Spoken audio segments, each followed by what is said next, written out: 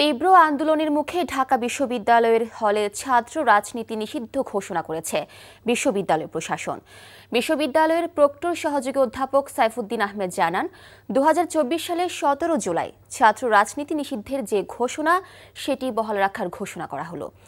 এর আগে মধ্যরাতে হলে হলে ছাত্র রাজনীতি নিষিদ্ধের দাবিতে আন্দোলনে নামেন শিক্ষার্থীরা। মেজবা হাসানের রিপোর্ট। হলে ছাত্র রাজনীতি নিষিদ্ধের দাবিতে মধ্যরাতে উত্তাল ঢাকা বিশ্ববিদ্যালয় এলাকা। হলপাড়া থেকে খণ্ড খণ্ড মিছিল নিয়ে জড়ো হন রাজু ভাস্কর্যের পাদদেশে। অংশ নেন রোকেয়া হল সহ বিভিন্ন হলের নারী শিক্ষার্থীরা। বিশ্ববিদ্যালয়ের হলগুলোতে গুপ্ত এবং প্রকাশ্যে সব ধরনের কমিটি বাতিল করে হল রাজনীতি নিষিদ্ধের দাবি জানান তারা। ঢাকা বিশ্ববিদ্যালয়ের যতগুলো আবাসিক হল রয়েছে সেই আবাসিক হলের রাজনৈতিক কোনো প্রভাব থাকতে পারবে না, এটা আমাদের শক্ত অবস্থা। ছাত্রদল কমিটি ঘোষণা করছে, যেটা আসলে হলের যে নিয়ম এবং প্রভোস্টের স্বাক্ষর করা যে অঙ্গীকারনামাটা ছিল সেটার ফুল পরিপন্থী।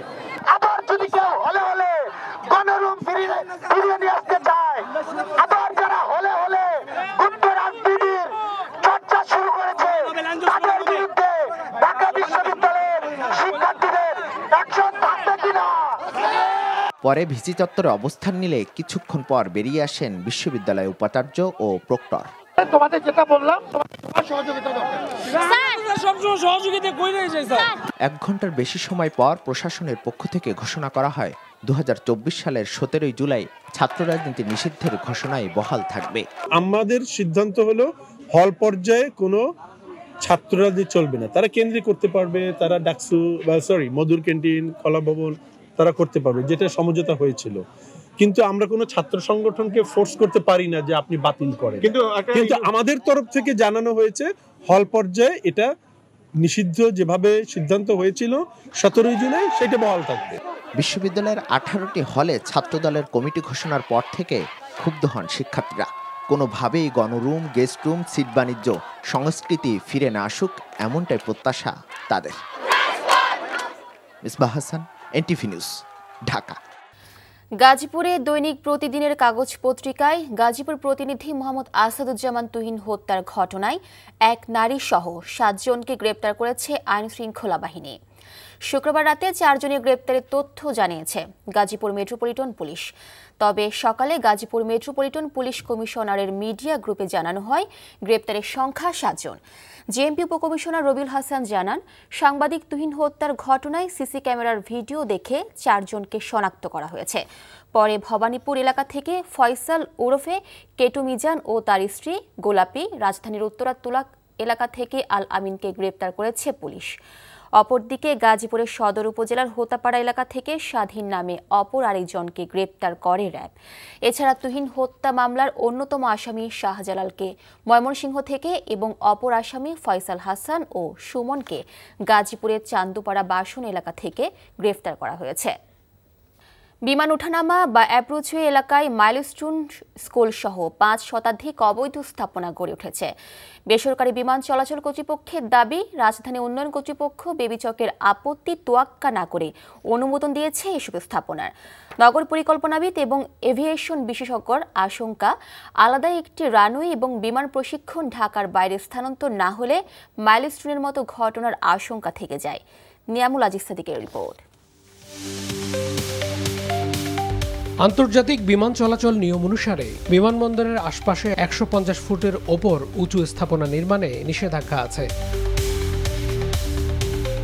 কারণ বিমানবন্দরের ওঠানামার ক্ষেত্রে অ্যাপ্রোচওয়ে ও রানওয়েতে দৃষ্টিসীমায় স্পষ্ট রাখা প্রয়োজন। কিন্তু হযরত শাহজালাল আন্তর্জাতিক বিমানবন্দরের পাশে কুর্মিটোলা থেকে শুরু করে উত্তরার দিয়াবাড়ি পর্যন্ত অসংখ্য সুউচ্চ স্থাপনা গড়ে উঠেছে। বেসরকারি বিমান চলাচল কর্তৃপক্ষের চেয়ারম্যান বলেন, চিঠি দিলেও রাজুক কোনো ব্যবস্থা নেয় না। 8 তলা করা হয়েছিল 150 ফিট, উনি করে ফেলেছেন 160 ফিট। এটা বলতে পারি, বাট আমি যে ভাঙবো, আইন শৃঙ্খলা রক্ষাকারী বাহিনী নিয়ে যে আমি সাপোর্ট নিয়ে যে ভাঙবো, সেই অধিকারটা আমার নাই।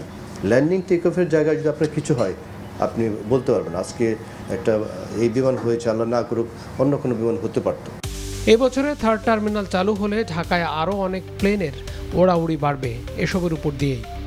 হয় ফরেস্ট আর নাহলে বিল। 3rd টার্মিনাল করেছি, এখন I don't know how it will be in future. More airlines will be coming and we want them to come.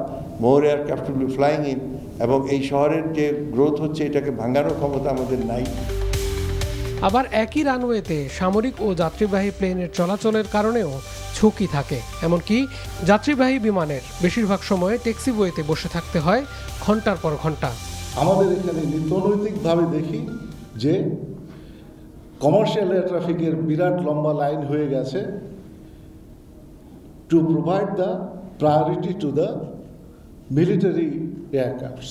বিশেষজ্ঞদের দাবি ঢাকার বাইরে এয়ারফিল্ড হতে পারে সমাধান, একই সাথে ঝুঁকিমুক্ত রানওয়ে নির্মাণ করতে হবে।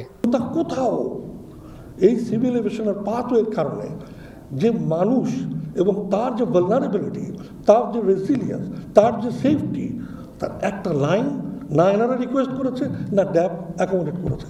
কিসের সেফটির কথা বলছেন? বিশেষজ্ঞরা বলেন ঢাকায় নতুন রানওয়ে ও অবৈধ স্থাপনা উচ্ছেদ নিয়ে দ্রুত পদক্ষেপ নিতে হবে সরকারকে। Niamul Aziz Sadek, NTV news, Dhaka. Doctors association of Bangladesh ড্যাবের সম্মেলন ও নির্বাচন অনুষ্ঠিত হচ্ছে রাজধানীর কাকরাইলে Wills Little Flower school and কলেজে। সম্মেলনে ভার্চুয়ালি যোগ দিয়ে সরাসরি বক্তব্য রাখবেন বিএনপির ভারপ্রাপ্ত চেয়ারম্যান তারেক রহমান। কাকরাইলে আছেন আমাদের স্পেশাল করেসপন্ডেন্ট হাসান মাহমুদ, আমরা সরাসরি যোগ দিচ্ছি তার সাথে। হাসান, সম্মেলনে তারেক রহমান কখন বক্তব্য রাখবেন এবং সম্মেলন ও নির্বাচনের সর্বশেষ কি খবর আছে আপনার কাছে আমাদের জানাবেন। এখানে আসলে ড্যাবের ডক্টরস অ্যাসোসিয়েশন অব বাংলাদেশ ড্যাবের যে ভোট সেটি হচ্ছে, ড্যাবের নির্বাচন অনুষ্ঠিত হচ্ছে এবং সেই নির্বাচন উপলক্ষে ড্যাবের যেই সমাপনী সম্মেলন, বছরব্যাপী যে সম্মেলন, সেই সম্মেলনের আয়োজন চলছে এবং সেই সম্মেলনে যুক্ত হয়েছেন লন্ডন থেকে বিএনপির ভারপ্রাপ্ত চেয়ারম্যান তারেক রহমান এবং সেখানে রয়েছেন বিএনপি মহাসচিব মির্জা ফখরুল ইসলাম আলমগীর সহ বিএনপি নেতারা রয়েছেন। মির্জা ফখরুল ইসলাম আলমগীর এই মুহূর্তে আসলে বক্তব্য রাখছেন, কিছুক্ষণের মধ্যে বক্তব্য শুরু করেছেন তিনি এবং তিনি এই তার সমাপনী অর্থাৎ সম্মেলনের সমাপনী বক্তব্যে তিনি বলেছেন যে চিকিৎসকদেরকে আসলে মানুষের সেবায় নিবেদিত হতে হবে এবং এই অন্যান্য যে সংগঠন রয়েছে সেই সংগঠনের চেয়ে চিকিৎসকদের সংগঠনগুলো একটু ভিন্নতর এবং তাদের সেই ভিন্ন প্রেক্ষাপটও তাদেরকে ধরে রাখতে হবে। পাশাপাশি তারেক রহমান যুক্ত হয়েছেন লন্ডন থেকে, তিনি বক্তব্য রাখবেন এবং এখানে বলে রাখি যে ড্যাবের দুটি পরিষদ অর্থাৎ দুটি প্যানেল থেকে নির্বাচন হচ্ছে। আজিজ শাকুর একটি প্যানেলে নির্বাচন করছেন, ডাক্তার আজিজ সভাপতি এবং ডাক্তার শাকুর তিনি সাধারণ সম্পাদক হিসেবে নির্বাচন করছেন। পাশাপাশি আরেকটি প্যানেল হচ্ছে ডাক্তার হারুন এবং ডাক্তার শাকিল, এই দুটি প্যানেলে মূলত নির্বাচন হচ্ছে। নির্বাচন শুরু হবে বেলা 1টা থেকে, নির্বাচন শুরু হবে। এখন সমাপনী বক্তব্য আসলে যে সম্মেলন, সেই সম্মেলনের প্রায় শেষের দিকে, কিছুক্ষণের মধ্যে হয়তো বক্তব্য রাখবেন তারেক রহমান। প্রধান নির্বাচন কমিশনার এএমএম নাসির উদ্দিন বলেছেন, নির্বাচন সিস্টেমের উপর মানুষের আস্থা নষ্ট হয়েছে, মানুষকে কেন্দ্র নিয়ে আসা এখন বড় চ্যালেঞ্জ। সকালে রংপুর আঞ্চলিক নির্বাচন অফিসে জাতীয় সংসদ নির্বাচন সংক্রান্ত মত বিনিময় সভায় তিনি এসব কথা বলেন। সিইসি বলেন, নির্বাচন কমিশন আগামী নির্বাচনে কারো পক্ষে ও বিপক্ষে কাজ করবে না, 18 কোটি মানুষের হয়ে কাজ করবে।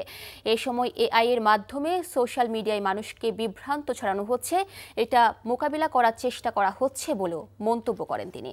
আগামী ত্রয়োদশ জাতীয় নির্বাচন স্বচ্ছ ও সুন্দরভাবে পরিচালনার জন্য সর্বোচ্চ চেষ্টা করা হচ্ছে বলেও জানান সিইসি।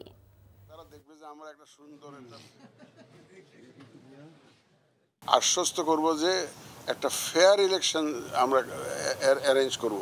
তারা যখন দেখবে যে আমরা সঠিকভাবে কাজটা করছি, তারা দেখবেন যে আস্তে আস্তে আগ্রহী হয়ে যাবে। মানুষ যাতে আগ্রহী হয় যে আমরা আশাবাদী যে এবার ইনশাল্লাহ একটা সুন্দর নির্বাচন হবে, এই সাহায্যটাই আপনাদের কাছ থেকে চাচ্ছি আমি মনে করি যে আপনারা one of the major stakeholder, সুতরাং আপনারা আমাদেরকে সহযোগিতা করবেন, এই বিশ্বাস আমাদের আছে। ভোলা বিসিক শিল্পনগরীর অভ্যন্তরীণ রাস্তার নাজুক অবস্থা আর বহিরাগত যানবাহন প্রবেশ করায় ক্ষতির মুখে নগরীর ক্ষুদ্র ব্যবসায়ীরা। একই সাথে নিরাপত্তাহীনতায় ভুগছেন তারা। ভোলা থেকে আফজল হোসেনের পাঠানো রিপোর্ট। দ্বীপ জেলা ভোলায় বড় কোনো শিল্প প্রতিষ্ঠান না থাকায় ক্ষুদ্র ক্ষুদ্র শিল্প গড়ে উঠেছে বিসিক শিল্পনগরীতে। তবে নগরীর অভ্যন্তরীণ রাস্তা ব্যবহারের অনুপযোগী হওয়ায় ক্ষতির মুখে পড়তে হচ্ছে ক্ষুদ্র উদ্যোক্তাদের। তাদের অভিযোগ 2 বছর আগে রাস্তা নির্মাণ করা হলেও জেলা খাদ্য গুদামের বড় বড় ট্রাক ও ট্রলি চলাচল করায় এসব রাস্তা এখন ব্যবহারের অনুপযোগী হয়ে পড়েছে। তাই দ্রুত ভারী যানবাহন চলাচল বন্ধের দাবি ব্যবসায়ীদের। এখানে একটা গাড়ি আমরা আনতে আমাদের অতিরিক্ত পরিবহন ব্যয় হয়। খাদ্য গুদামের যেই ট্রাকগুলা, খাবারের যে ট্রাকগুলো, এই ট্রাকগুলো বন্ধ করা এবং বহিরাগত গাড়িগুলো বন্ধ করার জন্য জোর দাবি জানাচ্ছি।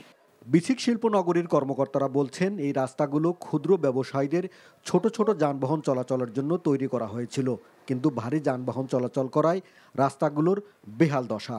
এই বিষয়গুলো জেলা প্রশাসক স্যার সহ মানে যারা আছেন এখানে দায়িত্বরত এবং জেলা খাদ্য গুদাম, জেলা খাদ্য অফিসার সহ তাদেরকে অবহিত করেছি।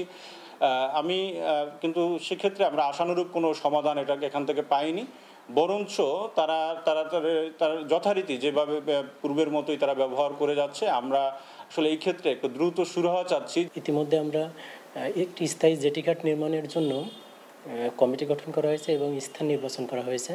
সেই স্থানটা সরকারি প্রতিষ্ঠানের হয়, সেই প্রতিষ্ঠানের অনাপত্তি আছে কিনা এই মর্মে একটা চিঠি প্রদান করা হবে খুব দ্রুতই, এবং পরবর্তীতে ঘাট নির্মাণের জন্য যে পরবর্তী কার্যক্রমগুলো আছে আমরা অতি দ্রুত সম্পন্ন করব। দ্রুত বিসিক থেকে খাদ্য গুদামের জাহাজ অন্যত্র সরিয়ে নিয়ে ক্ষুদ্র ব্যবসায়ীদের নির্বিঘ্নে ব্যবসা পরিচালনার সুযোগ দেয়া না হলে উৎসাহ হারিয়ে ফেলবে ক্ষুদ্র উদ্যোক্তারা। NTV news desk. অনূর্ধ্ব 20 নারী এশিয়ান কাপের বাছাইয়ে পূর্ব তিমুরকে 8-0 গোলে উড়িয়ে দেওয়া বাংলাদেশের সামনে এবার দক্ষিণ কোরিয়া। আগামীকাল বিকেল 3টায় গ্রুপের সবচেয়ে শক্তিশালী দলটির বিপক্ষে লড়বে সাগরিকারা। এই ম্যাচে মেয়েরা নিজেদের সেরাটা দেওয়ার পাশাপাশি নতুন অভিজ্ঞতা নিতে পারবে, এমনটাই বললেন কোচ পিটার বাটলার। কুশল ইয়াসিরের ডেস্ক রিপোর্ট। এএফসি অনূর্ধ্ব 20 এশিয়ান কাপের বাছাইয়ে দারুণ ছন্দে বাংলাদেশের মেয়েরা। লাওসের পর পূর্ব তিমুরকে দাপটের সঙ্গে হারিয়েছে তারা। এবার সামনে কঠিন পরীক্ষা, পরের ম্যাচে প্রতিপক্ষ শক্তিশালী দক্ষিণ কোরিয়া। বাছাইয়ের 8 গ্রুপের চ্যাম্পিয়ন ও সেরা 3 রানার্স আপ সহ মোট 12 দল খেলবে মূল পর্বে। এইচ গ্রুপে 2 ম্যাচে জয় নিয়ে সমান 6 পয়েন্ট বাংলাদেশ ও কোরিয়ার।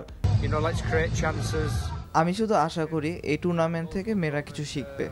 আমি মনে করি ম্যাচের ফলাফল যাই হোক না কেন, ম্যাচটা আমাদের জন্য গুরুত্বপূর্ণ।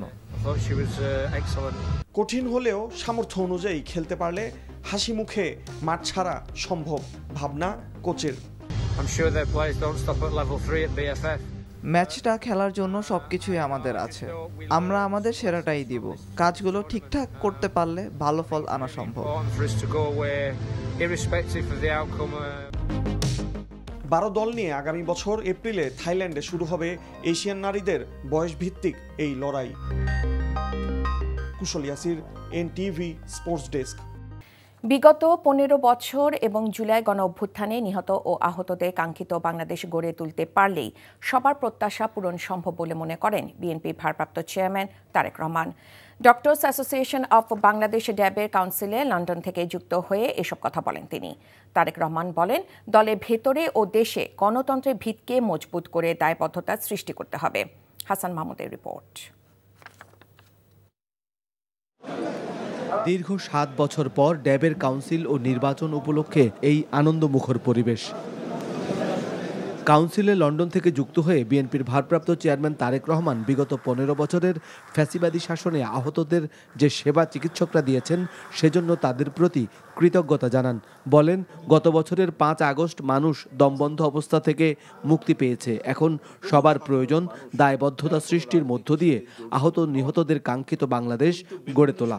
গত 15 বছরে কয়েক হাজার যে মানুষ গুম খুনের শিকার হয়েছে, হাজার লক্ষের কাছাকাছি মানুষ গত 15 বছর এবং জুলাই আগস্ট সহ যে আহত হয়েছে, বিভিন্নভাবে আহত হয়েছে, এই মানুষগুলোর প্রত্যাশা আমরা সকলে মিলে যদি পূরণ করতে সক্ষম হই, তাহলেই আমরা আমাদের প্রত্যাশার বাংলাদেশ গড়ে তুলতে পারবো। ফ্যাসিবাদী শাসনামলের দমন-পীড়নের কারণে দলে অনেক ক্ষেত্রে গণতন্ত্র চর্চার সুযোগ হয়নি জানিয়ে তারেক রহমান বলেন, প্রতিটি মানুষ পরিবর্তন চায়, তাই দল ও দেশে গণতন্ত্রের চর্চাকে মজবুত করার বিকল্প নেই। যেই দলগুলো, রাজনৈতিক দলগুলো গণতন্ত্রের কথা বলে কিন্তু নিজেদের ভিতরেই প্র্যাকটিস করে না, তারা কেমন করে গণতন্ত্র প্রতিষ্ঠিত করবে? কথাটি ঠিক বেঠিক দুটোর মাঝামাঝি। গণতন্ত্রের ভিতকে ধীরে ধীরে আমাদেরকে মজবুত করে গড়ে তুলতে হবে, সেটি স্থানীয় সরকার পর্যায় থেকে শুরু করে জাতীয় পর্যায় পর্যন্ত, এবং অবশ্যই দলের ভেতরে সকল পর্যায়ে, সকল ইউনিট পর্যায়ে পর্যায়ক্রমিকভাবে আমাদেরকে চেষ্টা করে গড়ে তুলতে হবে। এ সময় বিএনপি মহাসচিব বলেন, ভোটাধিকারের পাশাপাশি মানুষের মৌলিক চাহিদাও পূরণ করতে হবে।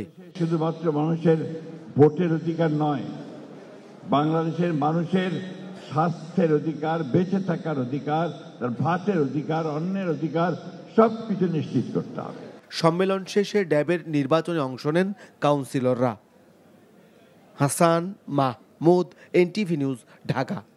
ঢাকা বিশ্ববিদ্যালয়ের মধুর ক্যান্টিন এলাকায় আছেন আমাদের সহকর্মী নূর হোসেন। সরাসরি চলে যাচ্ছি তার কাছে। নূর, আবাসিক হলগুলোতে ছাত্র রাজনীতি নিষিদ্ধের পর ক্যাম্পাসের এখন কি অবস্থা? ছাত্রনেতা এবং সাধারণ শিক্ষার্থীদের মধ্যে প্রতিক্রিয়া কেমন দেখছেন আমাদের জানান। রায়কা, আজকে বিশ্ববিদ্যালয়ের বিভিন্ন যে ছাত্র সংগঠনগুলো রয়েছে, গতকালকে রাতে যে সিদ্ধান্তটি হয়েছে সেটি নিয়ে আমরা সকাল থেকেই বিশ্ববিদ্যালয়ের ছাত্র সংগঠনের নেতা যারা রয়েছেন তাদের সঙ্গে যোগাযোগ করার চেষ্টা করছিলাম। তাদের যে প্রতিক্রিয়া সেটি আসলে জানবার চেষ্টা করছিলাম, এবং কিছুক্ষণ আগেই এই মধুর ক্যান্টিন এলাকাতেই আমাদের সঙ্গে বিশ্ববিদ্যালয় ছাত্রদলের সাধারণ সম্পাদক নাহিদুজ্জামান শিপন, যিনি তার কথা হয়েছে, এবং একই সঙ্গে বিশ্ববিদ্যালয় ছাত্র ইউনিয়নের সভাপতি যিনি মেঘমল্লার বসু, তার কথা হয়েছে।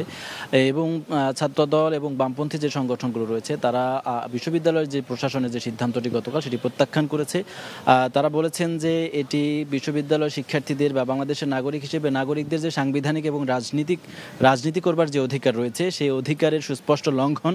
বিশ্ববিদ্যালয় প্রশাসন এটি করতে পারে না, এবং কোনো ধরনের আন্দোলনের মুখে অথবা কোনো ধরনের চাপের মুখে তারা যেটি বলছেন যে মবের মুখে বিশ্ববিদ্যালয় প্রশাসন এই ধরনের কোনো সিদ্ধান্ত গ্রহণ করতে পারেন না। বিশ্ববিদ্যালয়ের সকল শিক্ষার্থী রাজনীতি করা এবং না করার অধিকার রাখেন, এটি বিশ্ববিদ্যালয় ছাত্রদল এবং ছাত্র ইউনিয়নের নেতার যাদের সঙ্গে আমরা কথা বলেছি তারা জানিয়েছেন। এছাড়া অন্য যে ছাত্র সংগঠনগুলো রয়েছে তাদেরও প্রতিক্রিয়া জানার আমরা চেষ্টা করছি। তাদের অনেকের সঙ্গে আমরা এখনো যোগাযোগ করতে পারিনি। তবে বিশ্ববিদ্যালয়ের হলগুলোতে এখন আসলে কোন ফরম্যাটে রাজনীতি হবে, কোন ধরনের রাজনীতি চালু থাকবে, অথবা এই পরবর্তী সিদ্ধান্ত কি হবে সেটি নিয়ে বিশ্ববিদ্যালয় প্রভোস্ট স্ট্যান্ডিং কমিটি একটি বৈঠকে বসেছে, এমনটা আমরা জানতে পেরেছি। বিশ্ববিদ্যালয় উপাচার্যের যেটি অফিস রয়েছে সেই অফিসে সেটি শেষ হলে হয়তো আনুষ্ঠানিক বিবৃতির মাধ্যমে অথবা আমরা চেষ্টা করেও কি সিদ্ধান্ত হয় সেটি জানতে পারবো। তখন হয়তো বুঝতে পারবো যে বিশ্ববিদ্যালয়ের হলগুলোতে, আবাসিক হলগুলোতে যে ছাত্র রাজনীতির বিষয়ে সিদ্ধান্ত সেটি আসলে কেমন হতে পারে। তবে এখন পর্যন্ত বিশ্ববিদ্যালয় পরিস্থিতি যেটি, পরিবেশের বিষয় যেটি রয়েছে সেটি খুব স্বাভাবিক রয়েছে। বিশ্ববিদ্যালয়ের সাধারণ শিক্ষার্থীদের অনেকে এবং অন্যান্য অনেক রাজনৈতিক দলের অনেকেই বিশ্ববিদ্যালয়ের হলগুলোতে রাজনীতি চায় না, এবং সেটি গতকালকে রাতে আমরা দেখতে পেয়েছি। রায়কা, পার্বত্য চট্টগ্রাম নিয়ে জাতীয় ও আন্তর্জাতিক ষড়যন্ত্রের ব্যাপারে সতর্ক থাকার আহ্বান জানিয়েছেন বিএনপি স্থায়ী কমিটির সদস্য সালাউদ্দিন আহমেদ। রাজধানীর সিরডাপ মিলনায়তনে আদিবাসী প্রসঙ্গ ও জাতীয় নিরাপত্তা ভাবনা নিয়ে গোল টেবিল বৈঠকে তিনি এ আহ্বান জানান। জাতীয় এবং আন্তর্জাতিক যে কোনো এরকম পরিকল্পনা যাতে আমাদের ভূখণ্ডকে নিয়ে সফল হতে না পারে, সেজন্য আমাদের দেশের সশস্ত্র বাহিনী, নিরাপত্তা বাহিনী, বুদ্ধিজীবী মহল যারা এই বিষয়ে গবেষণা করেন এবং এই বিষয়ে যারা চর্চা করেন এবং এই লাইনে যারা সাংবাদিকতা করেন, সবাইকে সমন্বিতভাবে প্রচেষ্টা রাখতে হবে যাতে আমাদের স্বাধীনতা, সার্বভৌমত্ব এবং ভৌগোলিক অখণ্ডতা আমরা বজায় রাখতে পারি। আমার বাংলাদেশ পার্টির সাধারণ সম্পাদক ব্যারিস্টার আসাদুজ্জামান ফুয়াদ বলেছেন, জুলাই সনদের অধীনে আগামী নির্বাচন অনুষ্ঠিত হতে হবে এবং জুলাই সনদের আইনি ভিত্তি দিতে হবে। সকালে বিজয়নগরে এবি পার্টির প্রধান কার্যালয়ে জুলাই সনদ বাস্তবায়ন ও জাতীয় নির্বাচন বিষয়ে সংবাদ সম্মেলনে তিনি এসব কথা বলেন। ফুয়াদ বলেন, নির্বাচনে যে সময় ঘোষণা করেছেন প্রধান উপদেষ্টা তাতে তার দল স্বাগত জানিয়েছে, কিন্তু নির্বাচন সুষ্ঠু ও অবাধ করতে কমিশন তাদের মূল সংস্কারে এখনও হাত দেয়নি। নির্বাচন কমিশনের সক্ষমতা প্রশ্ন তুলে তিনি আগামী নির্বাচন নিয়ে শঙ্কা প্রকাশ করেন। বেশিরভাগ উপদেষ্টা গত 1 বছরে তাদের মন্ত্রণালয় চালাতে ব্যর্থ হয়েছেন বলেও অভিযোগ তার। বলেন, আমলাতন্ত্রের সংস্কারে ঐকমত্য কমিশনে আলোচনা হয়নি, আর এই আমলাদের কারণে উপদেষ্টারা ব্যর্থ হয়েছেন।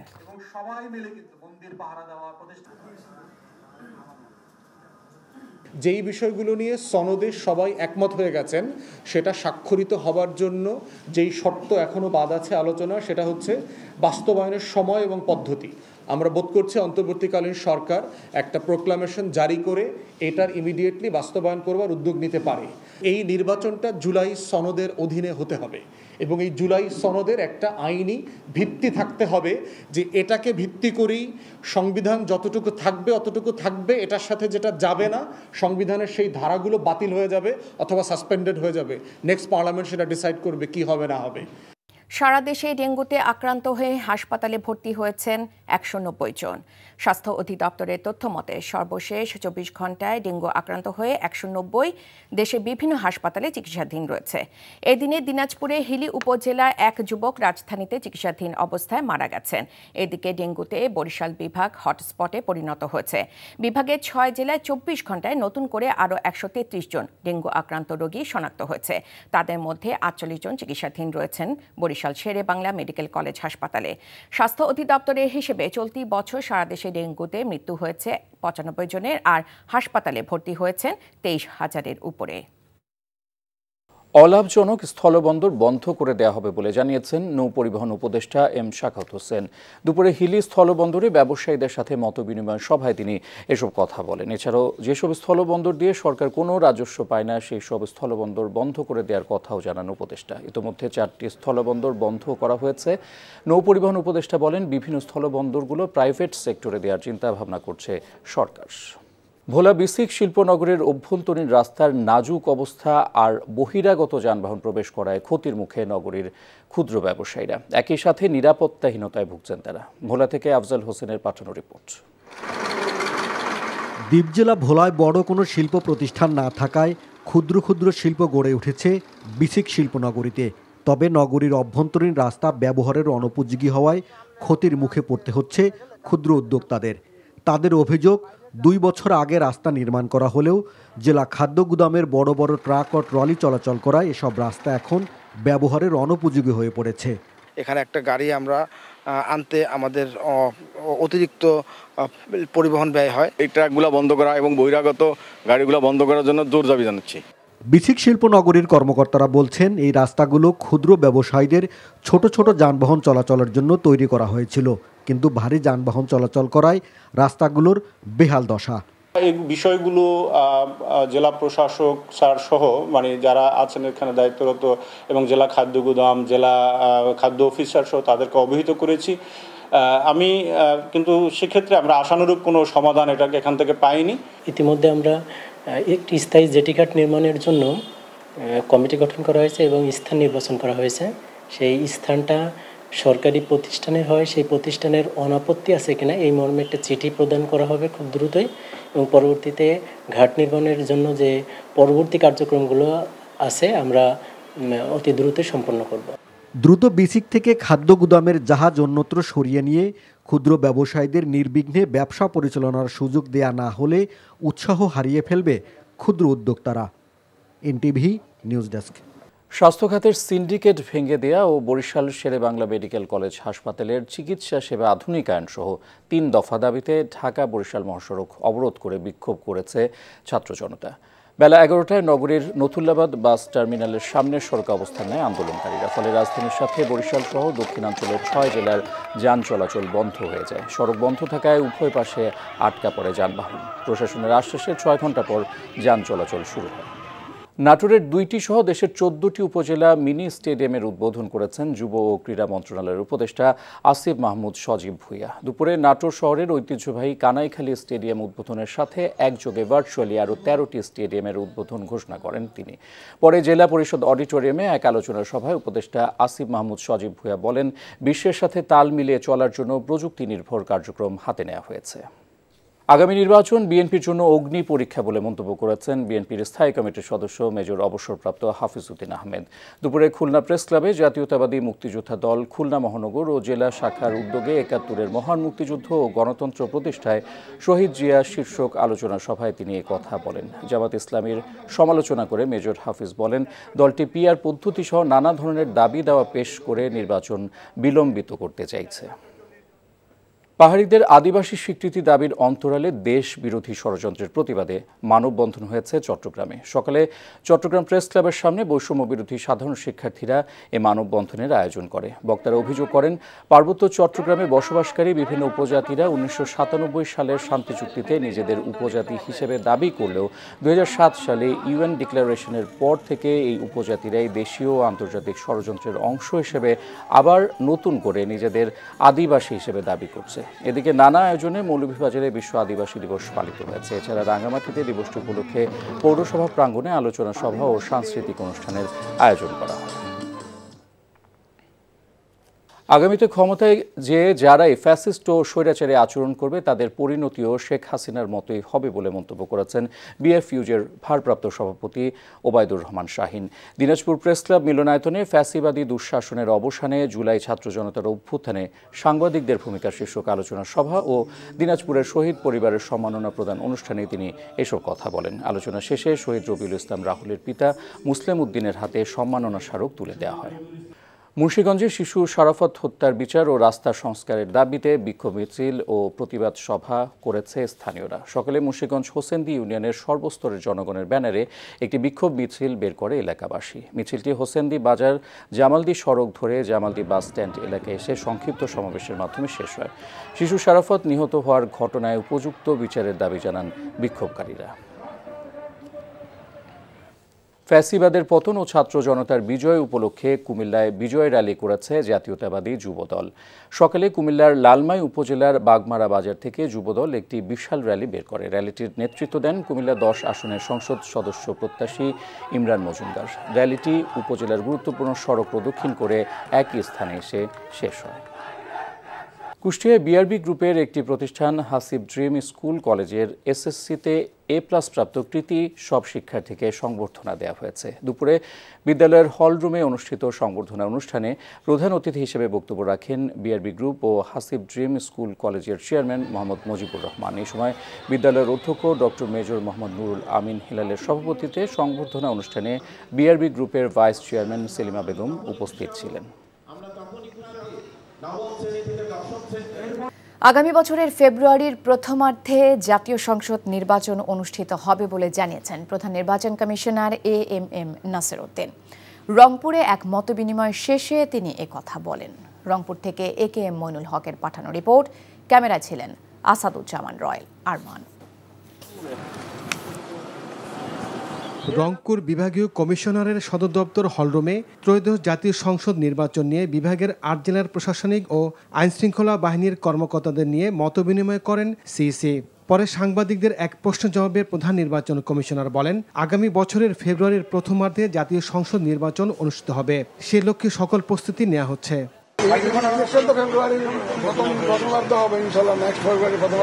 সব ধরনের চ্যালেঞ্জ মোকাবেলা করে ইনশাল্লাহ একটা সুন্দর, ক্রেডিবল, গ্রহণযোগ্য ইলেকশন করার জন্য যা যা করার দরকার আমরা তা করব।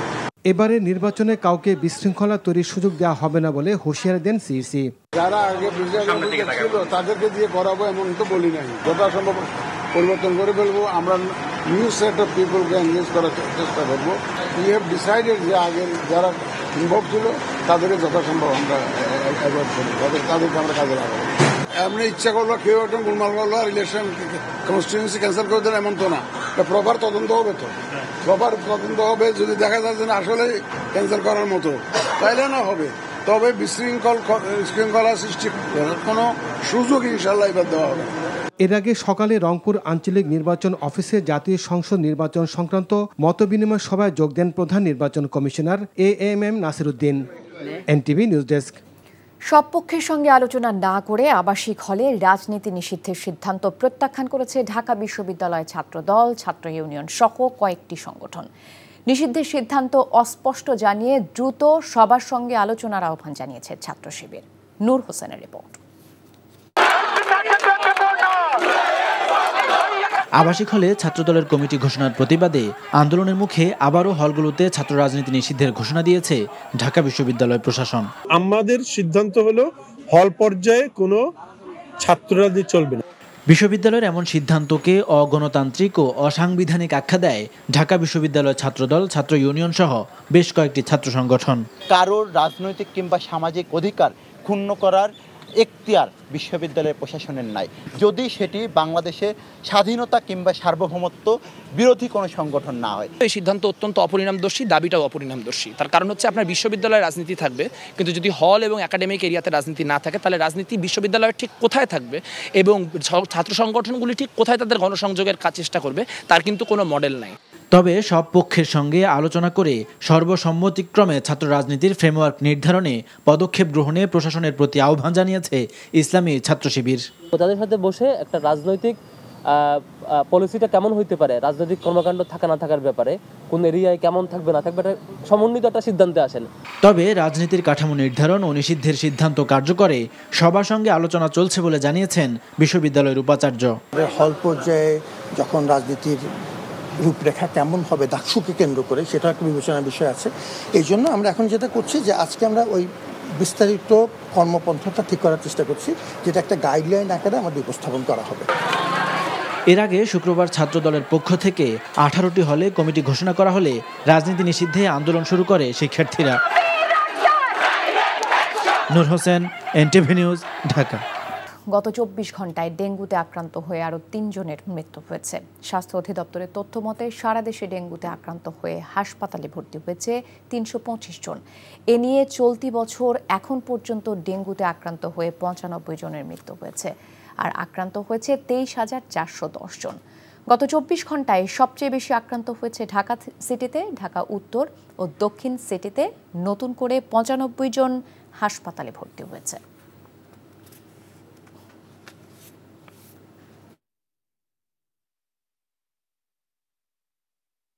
মিরপুরে চলছে বিসিবি সভা। BPL, umpires issue, cricket operations, grounds and facilities সহ প্রায় 19টি বিষয় নিয়ে চলমান সভায় আলোচনা করা হবে। সম্প্রতি নিয়োগ পাওয়া পাওয়ার হিটিং কোচ জুলিয়ান উড, প্রধান কিউরেটর টনি হেমিংয়ের নিয়োগ অনুমোদনও দেওয়া হবে এই সভায়। এবার বিসিবির টার্ফ ম্যানেজমেন্ট উইংয়ের প্রধান হিসেবে যোগ দেবেন হেমিং। এদিকে আজকের বোর্ড সভার মূল আলোচনা বিপিএল কেন্দ্রিক হবার কথা রয়েছে। আগে বিসিবি জানিয়েছিল বিপিএল আয়োজন করতে আগ্রহ দেখিয়েছে 5টি স্পোর্টস মার্কেটিং পরামর্শক প্রতিষ্ঠান, সংক্ষিপ্ত তালিকায় থাকতে পারে 3টি।